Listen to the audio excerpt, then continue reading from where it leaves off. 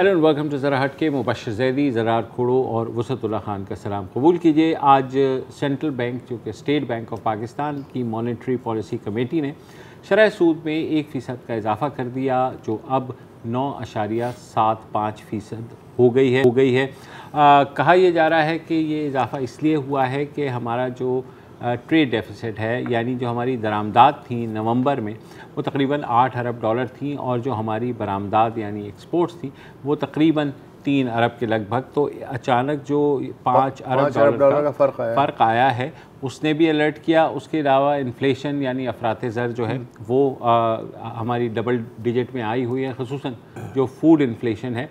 तो कहा यह जा रहा है कि शरह सूद में जब इजाफ़ा होता है तो इम्पोर्टर्स थोड़े डिस्करेज होते हैं, तो इम्पोर्ट्स में कमी आएगी। इन्फ्लेशन का इससे क्या ताल्लुक़ है, और जो बाकी माशी इंडिकेटर्स क्या किस तरह रिस्पॉन्ड करते हैं, उस बारे में हमें इतना इल्म नहीं है। हाँ, लेकिन ये एक चीज़ हम ये भी नोट करें कि पिछले माह यानी नवंबर में 1.5% बढ़ाई गई थी इंटरेस्ट रेट। हाँ, ठीक है ना। तो ये 2 महीनों में दूसरी बार इंटरेस्ट रेट बढ़ाई जा रही है। और जहाँ तक स्टेट बैंक का कहना है कि हमारे 2 इसमें ऑब्जेक्टिव्स हैं कि एक तो इन्फ्लेशन जैसे आपने कहा कंट्रोल करें, और ग्रोथ को सस्टेनेबल करें। अच्छा, ये सस्टेनेबल का लफ्ज़ हम बहुत सुनते हैं, ये होता क्या है, कैसे होता है, और ख़ास तौर पर किस हद तक रिलेशन है इन्फ्लेशन रेट और डिस्काउंट रेट की। बिल्कुल, इन सारी ये भी दो चीज़ें जो कहा जाता है, इसकी नेगेटिव जो फॉल आउट होता है वो ये होता है कि ठीक है, आपकी इंपोर्ट्स अगर कदरें कम होंगी, मगर जो इन्वेस्टमेंट आ रही होती है, इन्वेस्टमेंट में भी प्रॉब्लम्स होती है। जो गवर्नमेंट बोरोइंग होती है, जो गवर्नमेंट बैंकों से ले रही है, डेट सर्विसिंग का मसला ज़्यादा होता है, तो वो खासी चीज़ें। बहरहाल इसी गुत्थी को सुलझाने की कोशिश करेंगे। हमारे साथ खुर्रम हुसैन मौजूद हैं। मैगज़ीन जो पाकिस्तान का एक लीडिंग बिज़नेस जर्नल है, उसके एडिटर हैं, और डॉन अखबार में कॉलम्स भी लिखते हैं वीकली। तो खुर्रम, आप आम आदमी यानी हमें भी वही समझ लीजिए कि जिनमें इतनी अहलियत नहीं है कि वो इन माशी इंडिकेटर्स को जो है उनका मसला हल कर सकें, तो आप बताइए कि ये हो क्या रहा है। ये रहा है कि अब रज़ा बाकिर साहब जो हमारे स्टेट बैंक गवर्नर हैं, उनको एक ऐसी आग बुझानी पड़ रही है जिसको लगाने में काफी हद तक उनका ही हाथ इस्तेमाल किया गया था। तो जिस आग की मैं बात कर रहा हूँ वो है महंगाई। और ये महंगाई की आग अभी पिछले 1-2 महीनों में नहीं लगी। इसकी बुनियाद जो है वो पीछे जाती है जून जुलाई 2020 में, जब गवर्नमेंट ने कोविड के दिनों में और कोविड के बहाने के अंडर उन्होंने एक ऐसी पॉलिसी इंट्रोड्यूस की थी जिसके थ्रू स्टेट बैंक ने नोट छाप के बाजार में भर दिए थे मुल्क में। इसको इकोनॉमिक्स की लैंग्वेज में कहते हैं मनी सप्लाई क्रिएशन। और उनका इफेक्ट जो है वो तमाम इकोनॉमिस्ट कहते हैं 12 से लेकर 18 महीने के लैग के साथ आता है। पाकिस्तान में जो जितनी इसके ऊपर रिसर्च हुई है वो यही बता। तो अब जाके उस मनी सप्लाई क्रिएशन का इम्पैक्ट जो है वो महसूस होना शुरू हो गया है। जो पहली शक्ल में हमारे पास एक इकोनॉमिक ग्रोथ रेट में आया, वो ग्रोथ रेट मार्च तक चला, लेकिन मार्च के अप्रैल और मई के महीने के बाद हमारे एक्सचेंज रेट में एक काफ़ी शदीद किस्म की वॉलेटिलिटी पैदा हुई, और तब से हम देख रहे हैं कि 150 से लेके कोई 175 तक गिर गया रुपया अगेंस्ट द डॉलर। ये सब चीज़ें कनेक्टेड हैं एक दूसरे के साथ। जनवरी के महीने से ऑनवर्ड्स एकदम से हमारे इंपोर्ट्स जो थे वो इतने क्लाइम करने लगे कि एक्सपोर्ट्स से आगे निकल गए, और एक ट्रेड डेफिसिट इस लेवल पे पहुंच गया आज कि उसको काबू करना जो है has become a bigger priority than pursuing growth for them। अच्छा, तो sorry, please continue। जी, मैं कह रहा था कि महंगाई फिर इसकी तीसरी एवोल्यूशन थी, जो अगस्त, सितंबर, अक्टूबर, नवंबर के महीनों में आके उसकी रफ्तार चढ़ती चली गई है। तो अक्टूबर से नवंबर जिस हिसाब से महंगाई इंक्रीज हुई है 3 परसेंटेज पॉइंट, अगर आप इतना बड़ा मंथली इंक्रीज ढूंढे हमारी तारीख में, आपको काफी साल पहले जाना पड़ेगा। आपको पिछले 1-2 सालों में इतनी बड़ी जंप नहीं नजर आएगी, कोई मिसाल नहीं मिलेगी। तो अब जो मनी सप्लाई क्रिएट किया गया था पूरे 2020-21 के दिनों में, उसके शुरू जो इफेक्ट्स थे वो ग्रोथ की शक्ल में आए, लेकिन बाद में जब उसके डिस्टेबलाइजिंग इफेक्ट्स हमारे सामने आए हैं वो अब इस लेवल पे पहुंच गए हैं कि अब उसको बुझाना जो है, उस आग को काबू करना इनके लिए जरूरी हो गया है। और उसको काबू करने के लिए अब इनके पास एक बंदिश ये है, यानी कि वो इस जगह पे फंस गए हैं कि वो अपना हाथ एक्नॉलेज कर नहीं सकते, इसमें अपना रोल एक्नॉलेज कर नहीं सकते, क्योंकि पूरा साल ही हमें ये बताते आ रहे हैं कि ये महंगाई तो इम्पोर्टेड है, ये तो कमोडिटी सप्लाई शॉक है, सप्लाई साइड। शौकत तरीन साहब आज भी यही बात कर रहे थे। जी हाँ, तो अब जाहिर बात है ये वाला सवाल पैदा हो गया और बिजनेस कम्युनिटी और इंडस्ट्री लीडर सारा ये सवाल उठा के सामने आ रहे हैं कि भाई अगर ये सारा सप्लाई साइड शॉक है तो आप मनी सप्लाई के लीवर्स को क्यों यूज कर रहे हैं इसको फाइट करने के लिए। तो और जिसका कोई खास जिस सवाल का जवाब है नहीं कोई स्टेट बैंक के पास, ना वो आज दे सके हैं, उसके बाद वो टीवी पे भी आए हैं रजा बाकर साहब, वहां भी उनके पास कोई क्लियर इस सवाल का जवाब नहीं है उनसे निकल रहा। तो अब ये काफी बुरा फंस गए हैं और आने वाले दिनों में अब इनको या तो मजीद और इंक्रीज करना पड़ेगा और जो स्टेप्स लेने पड़ेंगे उससे इनकी ग्रोथ के ऊपर क्या इफेक्ट आता है और कितनी जल्दी ये लोग काबू कर सकते हैं, ये सारे सवाल अब जो है ये हमारे सामने आ गए हैं इकोनॉमिक। अच्छा खुरम, अब क्योंकि कहा तो यही जा रहा है कि ना जी हम मनी सप्लाई को टाइटन कर रहे हैं क्योंकि हमने इन्फ्लेशन को कंट्रोल करना है, आपकी नज़र में इनका इतना कोई डायरेक्ट लिंक यहाँ पर नहीं है या है? क्योंकि अब मैं भी शबर जैदी साहब का भी एक मजमून पढ़ा था, मैं जानता हूँ आपके बहुत अच्छे दोस्त हैं इसलिए मैं उन्हें कोट कर रहा हूँ। उनका कहना था कि जी इससे कोई इतना फ़र्क नहीं पड़ेगा क्योंकि हमारी इकोनॉमी ज़्यादा कैश बेस्ड है। I don't know where he is going with that. तो क्या सिर्फ मॉनेटरी पॉलिसी या इस टूल से आप इन्फ्लेशन को कंट्रोल कर सकते हैं इस मुल्क में? देखिए, करना तो पड़ेगा इसी इंस्ट्रूमेंट के साथ, इसके अलावा बहुत कम और इंस्ट्रूमेंट्स हैं स्टेट बैंक के पास।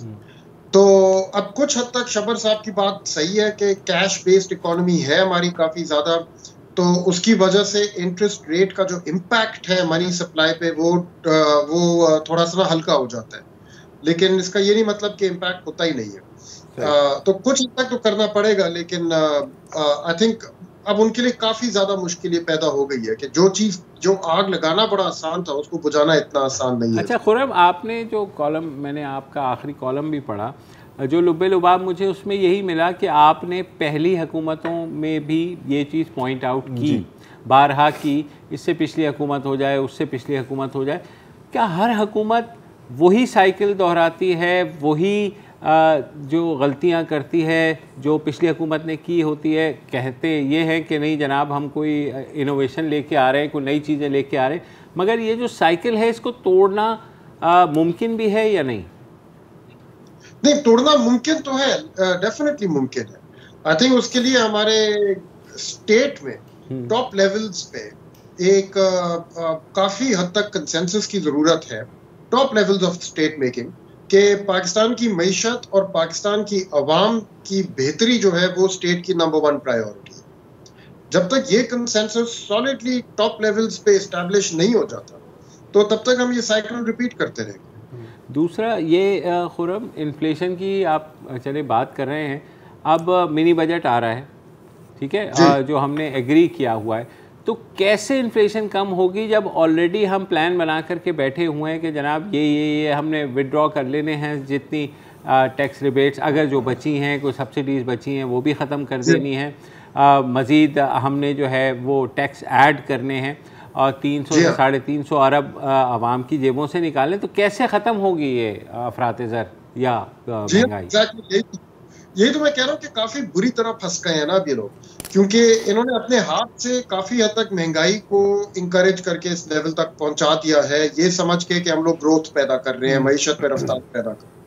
रफ्तार तो आ गई, लेकिन उसके पीछे पीछे जो महंगाई आई है वो अब इनके हाथ से निकल गई है, इनके काबू से निकल गई, मतलब कि इंजन ओवरहीट हो गया एक तरह से। जो आपने ग्रोथ की बात की, अच्छा ये ग्रोथ का नारा आपको अच्छी तरह से पता है, पिछले महीने पिछले साल में ग्रोथ की ही बात हो रही थी, और मुझे आपका एक जुमला याद आता है खुरम कि जब आपको ग्रोथ की कहानी सुनाई जा रही हो और आप देख रहे हो कि कोई बुनियादी रिफॉर्म्स ना आ रहे हो तो बंदे को थोड़ा मोहतात हो जाना चाहिए। इस पर थोड़ी सी रोशनी डालें और ख़ास तौर पर हमें ये बताएं कि जब हम बात, तो हमारे लिए बड़ा आसान है कहना कि सर रिफॉर्म होने चाहिए, क्या हैं वो रिफॉर्म्स? जो होने चाहिए थे और आपकी नजर में नहीं हुए? देखिए, सबसे बुनियादी रिफॉर्म तो ये है कि स्टेट को एट टॉप लेवल्स ये चीज इंटरनलाइज करनी पड़ेगी और इस बुनियाद पे अपनी सारी पॉलिसीज को बनाना पड़ेगा कि मईशत से बढ़ के कोई प्रायोरिटी नहीं है और मईशत का मकसद है अवाम की बेहतरी। मैं ये बार बार रिपीट इसलिए कर रहा हूँ क्योंकि ये वाला कंसेंसस अभी हमारे स्टेट की टॉप लेवल्स पे एग्जिस्ट नहीं करता।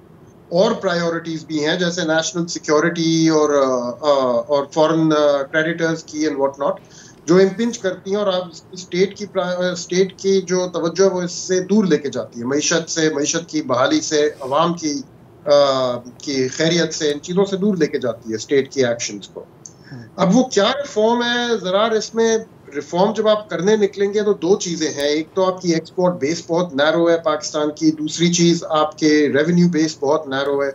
जब तक आपको ये नजर नहीं आ रहा कि पाकिस्तान के एक्सपोर्ट्स में और भी कमोडिटीज की बड़ी तेजी से रफ्तार आनी शुरू हो गई है, जब तक आपको हमारी रेवेन्यू बेस में ब्रॉडनिंग नहीं नजर आ रही और वो ग्रुप्स जो फिलहाल टैक्स नेट के बाहर होते हैं, मिसाल के तौर एग्रीकल्चरलिस्ट्स या प्रॉपर्टी डेवलपर्स, उनको जब तक टैक्स नेट के अंदर नहीं लाया जा रहा और वहां से काफी तेजी से रेवेन्यू जनरेशन नहीं पैदा हो रही, तो आप नहीं कह सकते कि इस मईशत में कोई रफ्तार आ रही है। उसमें जैसे गुब्बारे में हवा भर के उसको बड़ा कर देते हैं, उसी तरह ये लोग हर 4-5 साल के बाद मईशत में हवा भर के उसको बड़ा करते हैं। हवा भरने की बात की तो हवा भरी जाती है खुरम, वो हमेशा होती है इंसेंटिव पैकेजेस जैसे कंस्ट्रक्शन के लिए, और आर्ग्यूमेंट ये दी जाती है कि अगर ये सेक्टर कमाएगा तो लोग भी कमाएंगे। ये किस हद तक सच है? एक वक्फा लेते हैं और वक्फे के बाद बात करते हैं।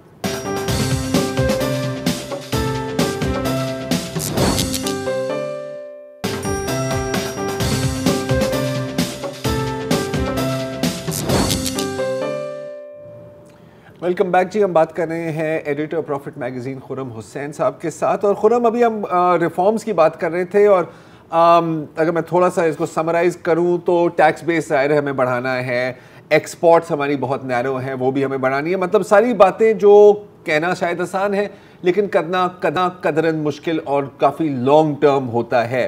लेकिन हुकूमत की तरफ से हमने इंसेंटिव पैकेजेस बहुत देखे हैं, हमने एमनेस्टीज़ देखी हैं, रियल एस्टेट में आप देख लें, कंस्ट्रक्शन इंडस्ट्री पर तो कुछ ख़ासी किस्म की शफकत है। और इसमें आर्ग्यूमेंट ये दी जाती है कि this will promote economic growth, और इकोनॉमिक ग्रोथ होगी तो एम्प्लॉयमेंट होगी, अगर सेठ कमाएंगे तो इवेंचुअली ये ट्रिकल डाउन करेगा। हकीकत में ऐसा होता है?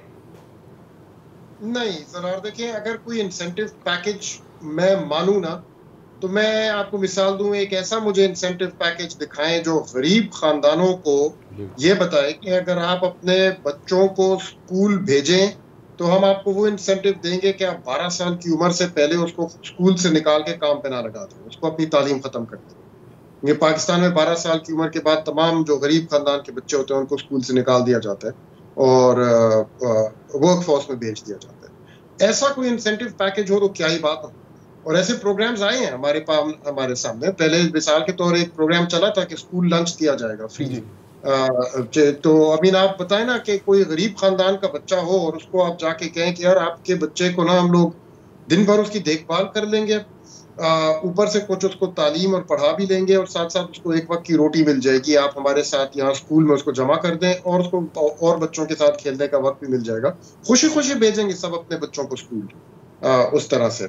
लेकिन ये वाले जो इंसेंटिव पैकेज होते हैं कि हमने जी टेक्सटाइल या गारमेंट प्रोड्यूसर्स को ना $13 की गैस $6 की बेच दी और इन रिटर्न उसने हमारे जो गारमेंट एक्सपोर्ट्स हैं वो $1.1 अरब से $1.2 अरब पे ले गए, तो जी बड़े मुबारक हो। या ये वाले इंसेंटिव पैकेज के हमने सीमेंट प्रोड्यूसर्स को फलाना टैक्स रिबेट दे दिया तो हमारी सीमेंट प्रोडक्शन जो पिछले साल 2.02 बिलियन टन होती थी अब वो इतने फलाने टन हो गई है, तो जी बड़े मुबारक हो। या ऑटो असेंबलर को हमने इतना ये ऑटो फाइनेंसिंग के थ्रू इंसेंटिव दे दिया तो अब हमारी जो 2,35,000 गाड़ियां पैदा होती थी अब वो 2,45,000 या 2,50,000 हो गई हैं, तो मुबारक हो। ये कोई चीज नहीं होती। ये वाले जो इंसेंटिव्स होते हैं ये आपको एक शॉर्ट टर्म बूस्ट बेशक दे देते हैं आपकी मईशत में, आपके अमीर तरीन खानदानों की जेबों में पैसे भी भर देते हैं, लेकिन इससे ना आपकी मईशत की शक्ल बदलती है, ना आपकी अवाम की किसी किस्म का भला होता है, ना आपके मुल्क की फाउंडेशन मजबूत होती हैं, इनसे कुछ नहीं होता। तो आई थिंक इंसेंटिव पैकेजेस अगर कोई देने हैं तो यस डेफिनेटली, लेकिन सोशल सेक्टर साइड पे आप दें कि भाई गरीब तबके में एजुकेशनल आउटकम्स, हेल्थ आउटकम्स को इम्प्रूव करने के लिए क्या इंसेंटिव्स दिए जा सकते हैं कि वो राइट किस्म के बिहेवियर्स को अडॉप्ट अच्छा करें। खुर्रम, ये इंसेंटिव की बात आप कर रहे हैं, कंस्ट्रक्शन इंडस्ट्री को बड़ा लाडला बताया गया इसलिए कि खान साहब ने 50 लाख मकानात तैयार करने थे ना अपने 5 साल के टेन्योर में। तो बजाय इसके कि ये सारा बार खान साहब अपने कंधों में उठा लेते, अगर इस सेक्टर में ट्रांसपेरेंसी और जो सट्टेबाजी होती है तरह तरह के तरीक़ों से, उसका कोई सिलसिला देख लेते कि वो कैसे कंट्रोल होती है। या आज से 40 साल पहले ज़मीन सस्ती होती थी, कंस्ट्रक्शन उस पर उसकी लागत ज़्यादा होती थी, तो ज़मीन जो है उसकी जो कीमत है मसनूई तौर पे जो बढ़ती है और आम आदमी की उससे गिरफ्त से बाहर निकल जाती है। इन चीज़ों पे तवज्जो देते सब्सिडाइज करने की बजाय मुझे ऐसा लग रहा है कि at the end of their tenure ये मंसूबा भी 50 लाख घरों का उसी तरफ जा रहा है जिस तरह पंजाब में सस्ती रोटी का मंसूबा गया था।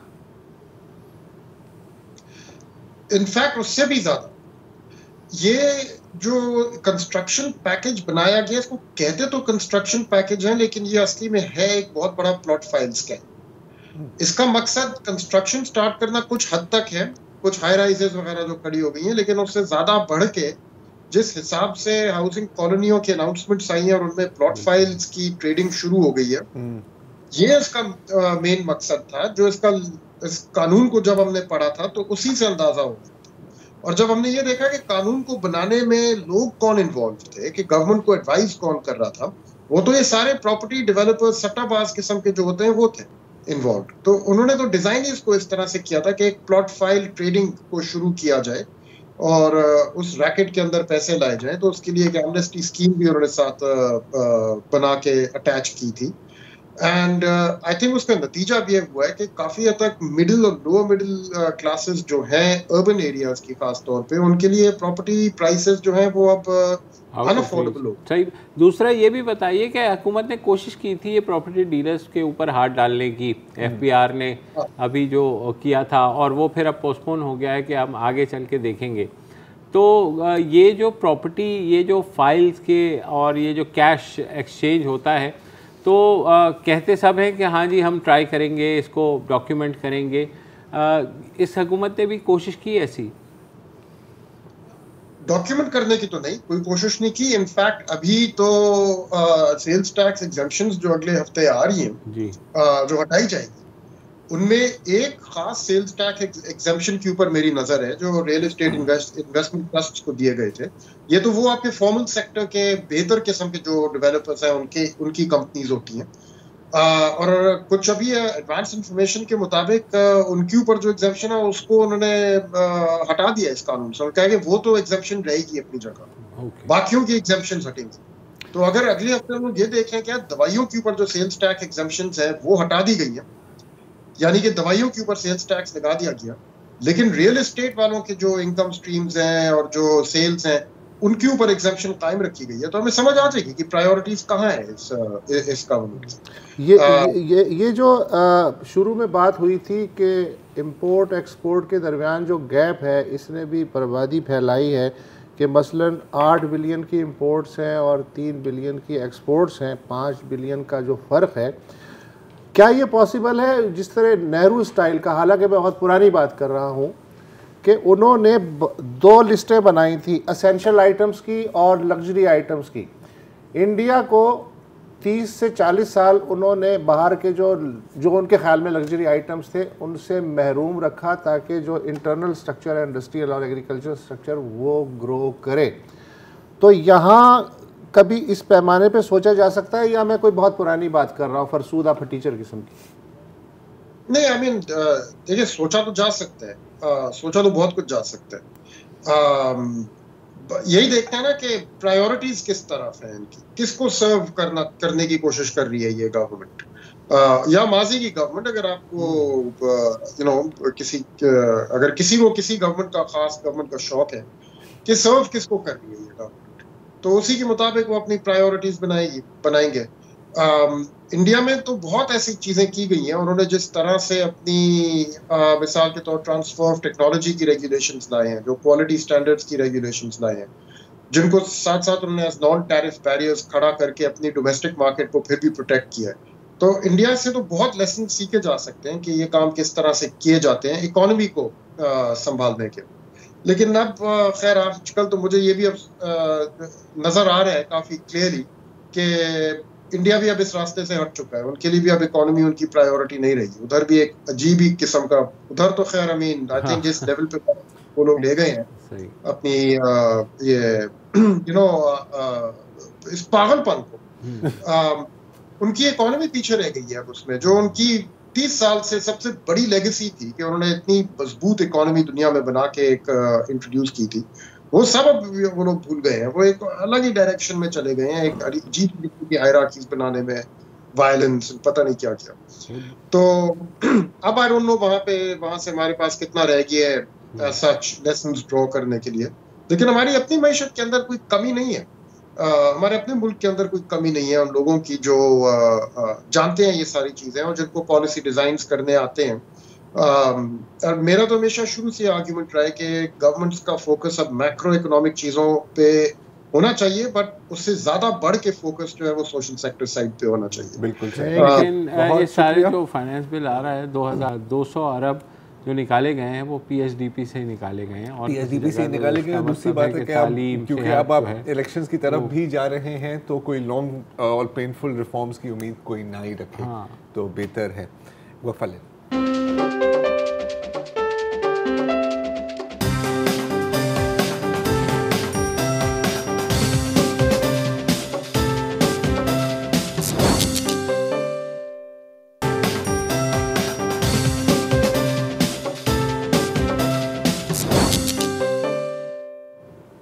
Welcome back. और इस साल अक्टूबर के वस्त में ये ख़बरें आनी शुरू हो गई थी कि हुकूमत पाकिस्तान और तहरीक तालिबान पाकिस्तान जो है उनके दरमियान कुछ मुज़ाकरात हुए हैं और एक फ़ायर बंदी की कोई सूरत बन रही है। अक्टूबर के आखिर में एक मुआहदा भी सामने आता है जिसमें ये कहा जाता है कि नवंबर वो महीना होगा जिसमें फ़ायर बंदी जो है दोनों साइड्स करेंगी, क्योंकि उससे पहले टीटीपी के हमले जो हैं वो बढ़ते ही चले जा रहे थे। इस मुआहदे के ऊपर ख़ासे एतराज़ात भी हुए, ख़ुसूसन एपीएस के जो शुहदा बच्चों के वालिदैन उन्होंने भी एहतजाज किया। बहुत से जो तजज़ियाकार थे उनका ये ख्याल था कि शायद ये मुआहदा जो है वो जो है शॉर्ट लिव्ड होगा, यानी वो शायद कामयाब ना हो पाए। कुछ ऐसा ही हुआ और अब ये ख़बरें आनी शुरू हो गई हैं ख़ुसूसन अदम टीटीपी की जानिब से कि उन्होंने फ़ायर बंदी का जो मुआहदा है वो ख़त्म कर दिया है। पाकिस्तानी हुकूमत ने अभी तक इसकी तस्दीक नहीं की है, मगर जो इशारे हैं वो इसी तरफ हैं, क्योंकि कल रात को पीर वधाई के इलाके रावलपिंडी का जो एक मसरूफ़ तरीन इलाका है वहाँ पर तीन पुलिस वालों को टारगेट किया गया। एक पुलिस वाला शहीद हो गया, 2 ज़ख्मी हैं और इस मामले में कॉन्ट्रडिक्टरी कुछ रिपोर्ट्स जो हैं वो भेजी गई हैं। सीटीडी ने इस केस का चार्ज भी ले लिया है। ये कहा जा रहा है कि 2 मोटरसाइकिल सवारों ने जो पुलिस पेट्रोलिंग करने वाली गाड़ी थी उस पर उसको निशाना बनाया। अब जो टीटीपी का बयान साथ एक और वाकया हुआ था पिछले हफ्ते के रोज, पोलियो जी 2-3 हमले हुए थे। एक हमला जो है वो तालिबान ने क्लेम किया है और आज एक खबर है, इसकी अभी 100% तस्दीक नहीं कर सकेंगे, अभी इनिशियल ही है कि नॉर्थ वजीरिस्तान एजेंसी में एक पाकिस्तान फ़ौज की व्हीकल पर एक आईडी का हमला हुआ है और वो भी टीटीपी ने क्लेम किया है कि मतलब कि दे आर शोइंग यू कि सीज़ फायर ख़त्म हो गया है। जहाँ तक आप कह रहे थे, हाँ नहीं, मैं ये कह रहा था कि इसमें भी अब जो मेरी पुलिस से बात हुई है, पुलिस स्पेशल ब्रांच और सीटीडी का अभी तक वो इस कंक्लूजन पर नहीं पहुँचे हैं कि रावलपिंडी का हमला जो है वो वाकई तालिबान की तरफ से टारगेट किलिंग थी या कोई और मसला था। हाँ अच्छा, अब पोजीशंस क्या थी? हाँ ठीक है, अब जहाँ तक टीटीपी अभी पाकिस्तान की तरफ से जैसे आपने कहा कि इसमें कोई वजाहत नहीं आई, टीटीपी का कहना है कि जी हमारे आपने लोग रिहा नहीं किए, आपने खिलाफ वर्जियाँ की, आपने हमारे खिलाफ ऑपरेशंस किए, ब्ला ब्ला ब्ला। अब जो पोजीशंस हैं टीटीपी की, मैं स्टेटेड पोजीशंस की बात कर रहा हूँ और पाकिस्तान की, ये ऐसी हैं कि लगता नहीं है कि कहीं बीच में आप इसमें मिल सकते हैं। और सबसे पहले तो मैं ये जानता हूँ कि जब हम यहाँ पर बैठ के बात करते हैं टीटीपी या टीटीपी के साथ कोई टॉक्स की या डील्स की, तो बहुत मुश्किल है कि हमारे जज्बात इसमें इन्वॉल्व ना हो, क्योंकि हम सब ने सफ़र किया है, आर्मी, पब्लिक स्कूल, हज़ार इस तरह के वाक़यात हैं। लेकिन अगर आप एक सेकंड के लिए इमोशंस को ऑफ करके लॉजिकली देखें, पोजीशंस क्या है। टीटीपी का कहना है कि जी आप ये जो मर्जर हुआ है कबायली इलाकों का, इसको रिवर्स करें, ये तो हो नहीं सकता। दूसरा उनका कहना है कि जी आप पाकिस्तान के आइन को तब्दील करें हमारी मर्जी के मुताबिक, ये भी नहीं हो सकता। कहा उन्होंने कहा शरई निज़ाम सर तो मतलब तो वही है ना। तो हाँ, और देखो पाकिस्तान की आर्ग्यूमेंट है कि इस्लामिक रिपब्लिक ऑफ पाकिस्तान है, शरई निज़ाम तो पहले से इस्लामी शिकरी इसमें मौजूद है। हाँ, लेकिन वो अपनी वर्जन चाहिए ना उन्हें, तो पॉइंट के ये भी मैक्सिमलिस्ट पोजीशन है और शायद उनको भी पता है कि ये चीज़ें अग्री नहीं हो सकती। और क्योंकि टीटीपी की जो मरकजी लीडरशिप है अभी भी अफगानिस्तान में है। अब ये आई क्रूशल बात, ये आई क्रूशल बात कि पहले तो चले ठीक है, एक आप कह सकते थे कि अफगान इनकी जो इंटेलिजेंस एजेंसीज हैं, रॉ है and all, they were supporting it. अब ये भी एक सच हकीकत है कि टीटीपी और टीटीए जो है अफगान तालिबान, उनके बीच में ऑपरेशनल और आइडियोलॉजिकल लिंक्स तो हैं। तो जब तालिबान की हुकूमत आई, ताज़ा तरीन मिसाल नूर वली महसूद जो है टीटीपी के अमीर, उन्होंने बयान दिया कि टीटीपी अफगान तालिबान के ज़ेर असर है जी। उसके फ़ौरन बाद ज़बीउल्लाह मुजाहिद ने कहा कि नहीं, ये तासुर गलत है। बिल्कुल।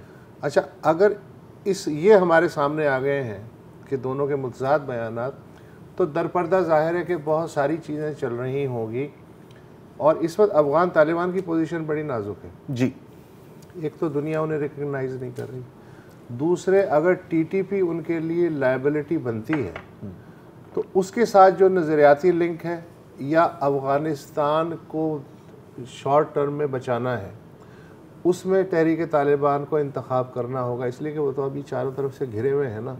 तो उनके लिए भी बड़ा ये सख्त आजमाइश का मरहला है कि वो इससे कैसे निकलते। अच्छा, अब निपटने का तरीका क्या निकाला है मेरी नज़र में, ये है कि जी अब जाहिर है कि देखें टीटीपी भी उनकी एक आप कह सकते हैं कि कंस्टिट्यूंसी है जी, अगर इस तरह का अल्फाज इस्तेमाल करें। अगर बिल्कुल ही वो कट ऑफ करते हैं तो उनके कुछ अपने लोग भी नाराज़ होंगे और ये एक बहुत बड़ा ख़तरा है कि वो वहाँ से निकल कर दाइश को ना ज्वाइन करें। तो जैसे आपने कहा, बल्कि इत्तलात भी है कि हक्कानी नेटवर्क एक्चुअली वो इंस्ट्रूमेंटल है पाकिस्तान और टीटीपी के मुज़ाकरात कराने में, तो बाकी जो फैक्शन है विद इन अफगान तालिबान ज़रूरी नहीं है कि वो इससे एग्री करें। ये भी है। लेकिन अब देखें, अब चले हम अफगान तालिबान की हैट पहन कर देखते हैं कि उनके पॉइंट ऑफ व्यू से क्या है। ठीक है, वो बिल्कुल एलियनेट नहीं कर सकते, ना ही वो चाहते हैं कि वो पाकिस्तान को एलियनेट करें। पाकिस्तान का एजेंडा है कि भाई इनको आप संभालें, ठीक है, और ना ही वो टीटीपी को एलियनेट करना चाहते हैं। तो तरीका क्या होता है टीटीपी को भी खुश करने का कि जी देखें आप भी भाई हैं, आप भी भाई हैं, बैठ के हम सालिसी करते हैं, आप लोग बैठकर हल करें। लेकिन ये जो पोजीशंस हैं पाकिस्तान की और टीटीपी की, ये कहीं इनके अंदर मिडिल ग्राउंड है नहीं। मिडिल ग्राउंड है नहीं है, असल में मिडिल ग्राउंड होता है। देखो, मैक्सिमलिस्ट के तुमने लफ्ज इस्तेमाल किया था शुरू में, पोजीशन हर पार्टी रखती है, कालीन 1 लाख रुपए से कम का मैं नहीं दूंगा, फिर मैं और आखिर में वो 5000 का बिक जाता है। दुनिया के हर मुज़ाकरात उसमें होता है, दुआ में देख लो यही हुआ। नहीं यही है। लेकिन again just to continue with that कि अफगान तालिबान अगर ये मुज़ाकरात बिल्कुल ही फेल हो जाते हैं, क्योंकि ये भी आप देख सकते हैं कि ये भी एक निगोशिएटिंग टैक्टिक होती है ना कि सर हम विथड्रॉ कर लें। तालिबान ने भी यही निगोशिएटिंग टैक्टिक यूज़ की थी दोहा में काफ़ी दफ़ा, आपको याद है। अगर फेल होते हैं ये निगोशिएशंस तो कम से कम अफगान तालिबान टीटीपी को कह सकती है कि सर देखें हमने तो बड़ी कोशिश की, हाँ अब आपको कुछ या तो आप यहाँ से शिफ्ट हो जाए या तो फिर हम थोड़े से आपसे तरके ताल्लुकात करेंगे। बिकॉज मेरा नहीं ख्याल कि आप कंटिन्यूसली इस तरह के जो छोटे मोटे हमले हैं ये आप सालों साल तक बर्दाश्त करेंगे with some kind of cross border action. Eventually ये होगा। लेकिन ये है कि एक तो चीज़ ये थी कि पाकिस्तान को चाहिए था, नॉट प्रीवी टू इट, कि पाकिस्तान ने कोई जब मुज़ाकरात हो रहे थे और फैसिलिटेट कर रहा था पाकिस्तान, तो ये टीटीपी वाला मसला जो है कोई प्री कंडीशन के तौर पे रखा गया था, उस वक्त के नहीं रखा गया। We don't know yet. मगर अभी जो सूरत हाल ये है, जो मुझे नज़र आता है कि अगर बहुत भी करेंगे अफ़गान तालिबान तो ज़्यादा से ज़्यादा उन्हें ये कहेंगे कि फ़िलहाल वक्ती तौर पर आप ग्राउंड हो जाए। अफ़गान तालिबान हर तरफ से फंसे हुए हैं, हाँ, वो बहुत ज़्यादा मैनूवरिंग नहीं कर सकते। और कितने फंसे हुए हैं, एक और भी बहुत बड़ा मसला है अफगानिस्तान पे। एक वक्फा लेते हैं, फिर उस पर बात करते हैं।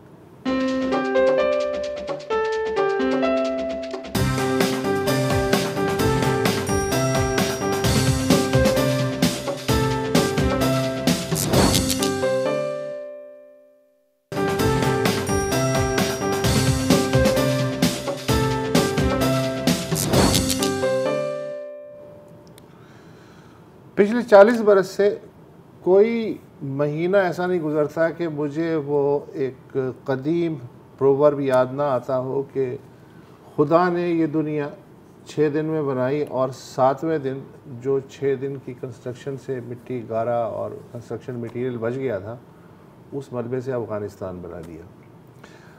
इस वक्त आप इमेजिन करें कि एक हुकूमत मौजूद है जिसे दुनिया में से किसी ने आज तक तस्लीम नहीं किया। 4 महीने गुजर चुके हैं। जो उसका ज़र मुबादला था तकरीबन 10 अरब डॉलर, वो उनके पास नहीं है, हज़ारों मील दूर अमेरिका के बैंकों में मुंजमद है। आबादी उसकी लगभग 2.5 से 3.25 करोड़ के लगभग है और बैंकिंग कोलैप्स हो चुकी है, तिब्बी सेक्टर कोलैप्स हो चुका है, एजुकेशन का हाल मत पूछें, रोज़गार का भी हाल मत पूछें। इस सूरत हाल में अफ़गान नहीं कह रहे, इंटरनेशनल तंजीमें जो हैं, इमदादी तंजीमें और थिंक टैंक, वो अब चीखना शुरू हो गए हैं। मसलन इंटरनेशनल क्राइसिस ग्रुप है वाशिंगटन में, एक बड़ा लीडिंग थिंक टैंक है।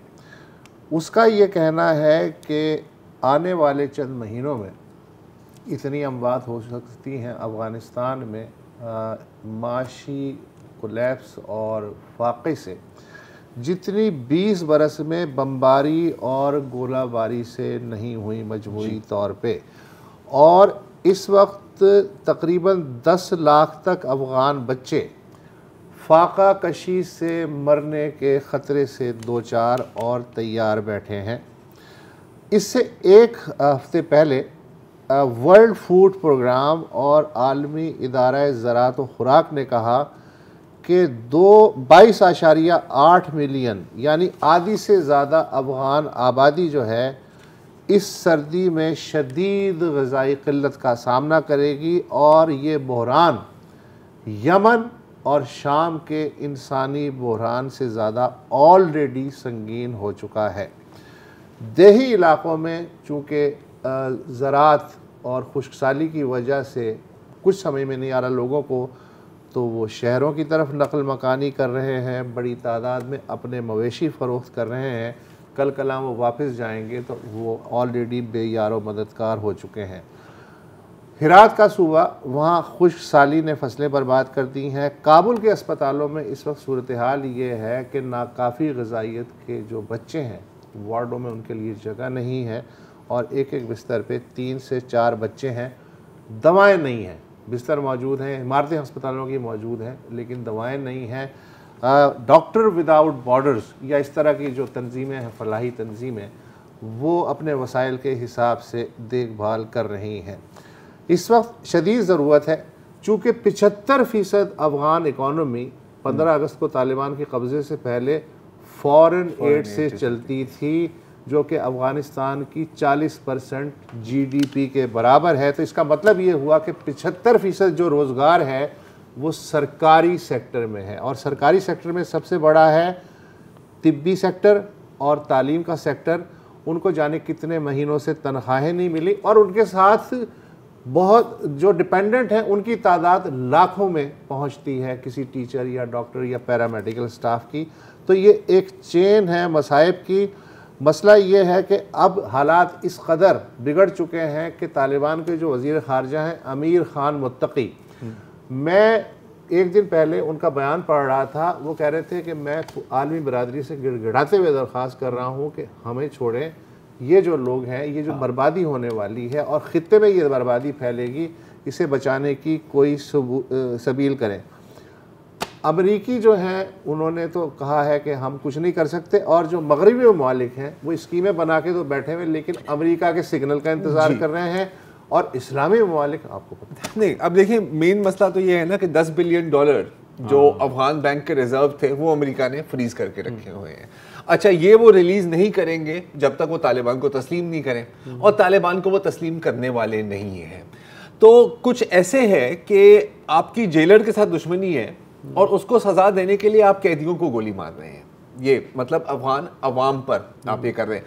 एक और मैं आपको चीज़ बताता हूँ कि सितंबर 11 2001 में जो हमले हुए थे ना, तो उसकी जो फैमिलीज ऑफ विक्टिम्स थी, तो उन्होंने काफ़ी कोर्ट केसेस किए थे कि जी हमें डैमेजेस मिलने चाहिए अफगानिस्तान से and so on and so forth. उन्होंने एक केस डाल दिया है कि इस 10 बिलियन पर हमारा हक है। ठीक है, ये केस चलता रहेगा, अमेरिका का ये एटीट्यूड भी यही रहेगा, and in the mean time millions of Afghans will starve to death। लेकिन मैं कभी कभी सोचता हूँ कि अगर यही हालात मैक्सिको में होते, हाँ, तो क्या अमेरिका उनके असेट्स फ्रीज करता या उनकी मदद करता?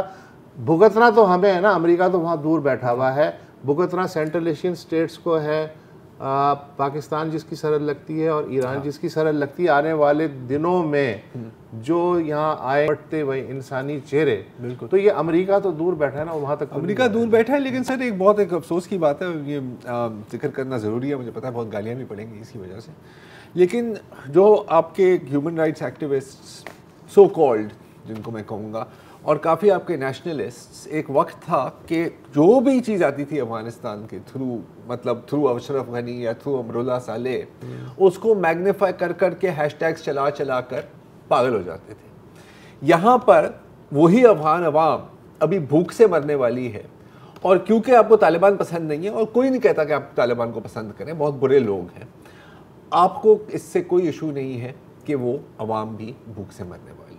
कितनी अच्छी बात। ठीक है, इसी नोट पे प्रोग्राम को ख़त्म कर दें, कल फिर हाजिर होंगे। खुदा हाफिज़।